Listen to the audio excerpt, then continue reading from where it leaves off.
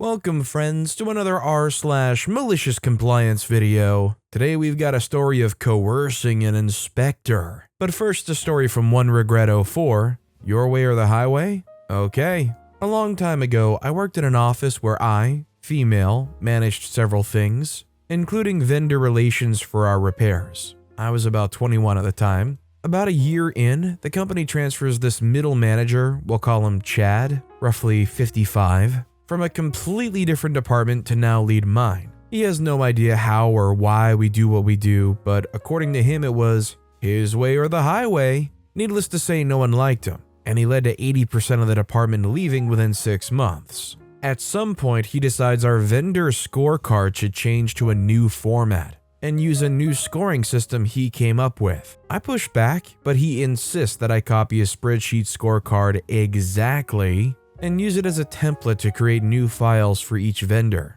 He'd filled out his own template with vendor A's information, so I merely saved the file as new under vendor B to Z, but keeping vendor A's filled in information. Fast forward about a week, and we have a recurring meeting with vendor B to review performance and the new scorecard. It's me, Chad, vendor representative, and my manager's boss, Fred. Chad starts explaining his new format and scoring system and passes out copies of the scorecard. Vendor B says, "I think you gave me the wrong scorecard.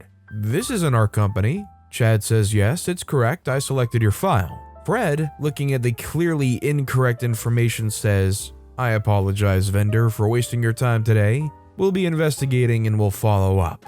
Vendor leaves and I'm excused from the room. I don't know what exactly was said, but Chad was less of a jerk for a while. If you're a jerk as a boss, should you just kind of expect that people are going to be trying to take your legs out from underneath you some way, somehow? If you're in the workplace and you're a jerk to your coworkers, should you always just kind of be watching your back? Let me know what you guys think in the comments down below. Our next story is from TB Ross 11. Absolutely no OT. Sure thing, boss. I work for a very large corporation in the IT department. I worked my way up from the first level support to the back office team, aka escalation team, like second level but slightly above them. I essentially fix business critical issues that are escalated up from first level and second level. On the back office team, we're a team of 6, and we all have certain areas we specialize in, but are cross-trained in all areas to help cover when people go on vacation or call in sick. My area of expertise is the network team, and another area that I can't say, or it'll give away the company I work for. But to put it in perspective, the company I work for owns several hundred retail locations from coast to coast in the USA. Because we're in the last fiscal quarter of the year, the budget is tightening. Not because the company's low on money, but because all of upper management wants to stay within a certain range so they can get their bonuses for saving the company money. So a very strict no overtime policy is implemented. At first, I didn't think nothing of this because I prefer to work my 40 hours a week and spend my time with my family. But there was a particular incident this past Friday that fueled my malicious compliance on Saturday. As I said before, there's 6 of us on the back office team. But on Friday, we had one guy off on PTO and a couple call-ins, which left just myself and another guy working. We'll call him Matt. Matt worked the opening shift, and I worked a later evening/closing shift to cover the West Coast. Because it was just the 2 of us, we were pretty busy. As the day wore on and got closer to Matt's quitting time, we were slammed. We had 4 locations where their network had gone down, and I was dealing with 2 techs on site that I was trying to guide to set up new equipment. When 5 p.m. hit, Matt had asked management if he could stay an extra 30 minutes to help me out. Management gave a very quick and hard no and reminded us of the no OT policy. So Matt had to leave at his scheduled time and leave me with a huge mess to try and fix. I worked the rest of the night on back-to-back issues, and I was able to get them sorted out before it was my quitting time, but I had to work through my break. That's when I decided I would not overextend myself and will follow the new policy. The next day is when the malicious compliance started. I was working the Saturday shift, and since Saturdays are slower, just 2 of us are scheduled. Well, on this particular Saturday, the guy I was supposed to work with called in, and because no OT was allowed, they couldn't call in another to help me out. As the day wore on, I was increasingly busy being the only back office person working. The last hour of my shift, something broke on the server side and dozens of stores were not able to perform transactions or take credit card payments. I worked hard to resolve it, but the end of my shift was nearing. Cue malicious compliance. The end of my shift hit, and I made zero strides in fixing the issue. But because we were on a strict no overtime policy, I clocked out and left, leaving dozens of stores down and unable to make money. I forwarded the information to the on-call supervisor, but they rarely check anything over the weekend, so the issue went untouched until Sunday afternoon, when management finally had seen my reports and emails from Saturday afternoon. The company lost countless dollars in sales, probably in the six figures range at least. My phone was blowing up all Sunday as management tried to get further details from me, but because of the no overtime policy, I couldn't answer my phone, as that would require me to log hours and that would be overtime. So I didn't speak with management until today. When asked why I left work without fixing the issue, I simply showed them the no overtime policy emails they've sent out every week for the past few weeks. They quietly dismissed me back to work, knowing they had messed up and caused this. A few hours of overtime cost the company hundreds of thousands of dollars. By Jove, it's right here in the numbers. If you just reduce the amount of hours people work, we won't spend as much money. I mean, sure, they've got to work twice as hard, but that's achievable, right? We'll figure that out later and take the savings now. Any suit that has that line of thinking deserves to have some kind of calamitous day like OP delivered to them because they're so desperately gunning for that bonus. I mean, to me, honestly, I'm already the kind of person where if I have set hours in my contract, I only want to work those hours. So you beat it into me for weeks, no overtime, no overtime, no overtime. I would do exactly what OP would do. As soon as my shift is over, I'm gone. By the way, if you're enjoying these stories, make sure to hit those like and subscribe buttons down below so you never miss any of my daily videos. That said, our next story is from Rick BB80, no per diem without an overnight stay? Well, okay then. I worked for this company for over 20 years, all of it in a senior IT position. It's a manufacturing company. Our products are shown in a trade show twice a year. Due to our using lots of tech toys to demo the products, IT has to go to the show space days early to set up, fine-tune, etc. And after the customer part of the show is over, about 4 days of that, we have to stay behind to take it all apart.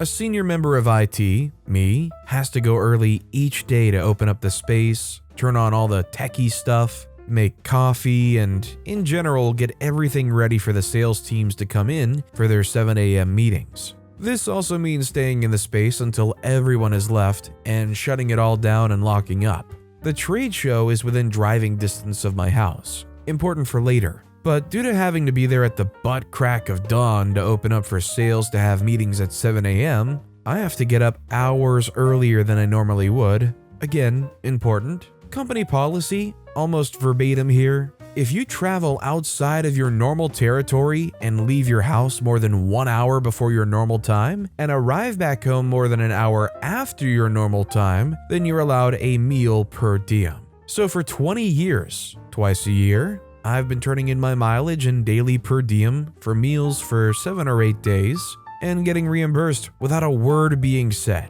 Until 2 years ago. 2 days after I turn in my expenses, I get a call. Sorry, but I have to deny all your meals because you didn't have an overnight stay. What?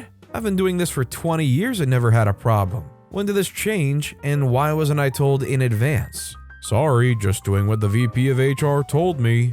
Okay. So I head over to HR and ask what this is about. Well, it should have been this way all along. Some managers were doing it, others not, so now it's the same for everyone. Shouldn't we have gotten a notice beforehand? Or a written addendum to the policy manual, since that's not what the policy says? Well, it's the policy now, she says, all angry and red-faced. It's been over 3 years now, and it's still not in the written policy that is being handed out to new hires.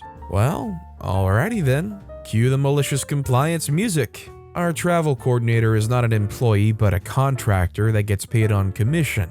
So spending more means more money for her. And she doesn't talk to the HR other than to get what the rules are. She also approves our expenses based on what the rules are. as long as we're within the rules, automatic approval, and I get the reimbursement by direct deposit within a few days. A month later, I have to visit a customer's location, 2-hour drive from my house. I have about 4 hours of work to do. I used to do all of this in a single 8-day easy. Not anymore. I let the travel agent know what customer I'm going to, and I'll need a room for 2 nights. A day to travel there, a second day to work, and the third day to travel home. So I travel there, do the work, and then drive home. I don't stay overnight, don't even check into the room. But since I didn't cancel, I get charged anyway. Instead of just mileage and a 1-day per diem, it's now mileage, 3 days per diem, and 2 hotel nights. What would have cost the company about $100 now costs over $400. And the next trade show, you guessed it,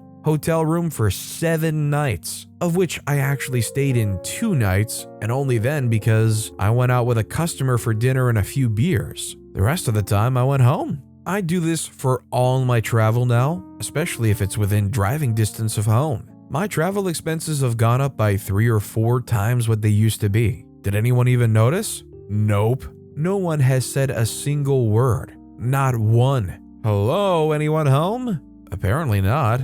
I've even been given a decent raise. I should have slowed down and spent more of the company's money sooner. I might be CEO by now if I had. I mean, I'm not experienced in this field at all, but I feel like if you have a job where your workers are traveling a lot for their work, I feel like the least you can do is provide them a meal, the smallest thing to try to keep them happy. Because I don't know, I feel like that is a line of work that you're not going to have an ease filling that position again with a quality worker if any of them get disgruntled and leave. I mean, I just think a job where you have to drive multiple hours quite often is a hard sell to get a lot of people on board. And our final story of the day is from Big Heck Nah. You want me to coerce an inspector after someone else did the work? This happened years ago. I had just started working as an independent electrician, and one day I received a call from a new customer. He was one of those people that flips homes in lower income neighborhoods. I'll call him Todd, but honestly I've forgotten what his name was. Todd asked me to meet him at a vacant house he recently bought to give him an estimate for a full rewiring job. He was 30 minutes late, so I was already unimpressed with him. Upon entering the house, which was right after a rainstorm had passed through, we found an inch of water covering the hardwood floors. There was water pouring out of small holes in the columns on the front porch. Everything was soaked. Instead of showing me around, Todd called his business partner and brother and spent the next 20 minutes cussing him for not fixing the roof. I'm standing around and listening to his man-baby rage on full display. The whole time I'm thinking, there's no way I'm going to work for this guy. His fuse was too short and his anger was out of hand. I gave him a price, which admittedly was the I don't want to do this job price, and didn't hear back from him until months later. Todd called me later that year. He explained that he'd found an electrician from 3 states away and had paid the electrician with ceramic tiles instead of cash. The problem now? Well, he needed an inspection from the city electrical inspector. I agreed to meet the inspector for him, which I would bill him for. I went back to the house about 20 minutes before the inspector showed up and saw numerous issues. When the inspector arrived, we walked through together. Every issue I saw, the inspector also saw. He pointed them out, and every time I agreed with him that the work was not up to code. This inspector kept looking at me with a puzzled expression. After we did a complete walkthrough, I finally explained to the inspector that I didn't do any of the work and was hired to get him to pass the inspection. He asked me if I thought he should, and I told him absolutely not. I got paid for my time, I got paid to repair all the violations, and I formed a strong relationship with that inspector, who was always lenient with me on all my future jobs. I don't really know what this guy expected. You just call an independent electrician in to walk them through the house, and I don't know, you expect to pay them off to try to convince an actual inspector that the house is good to go? I don't understand how this guy thought any of this was going to work. But hey, I don't blame OP for taking the money. Good ethics and easy cash. But with that being said, that's all the time we have for today. Now, if you want to hear another absolutely crazy malicious compliance story, click on that left video, or if you missed my latest video, check out the one on the right. That said, I'll see you all next time with some more stories.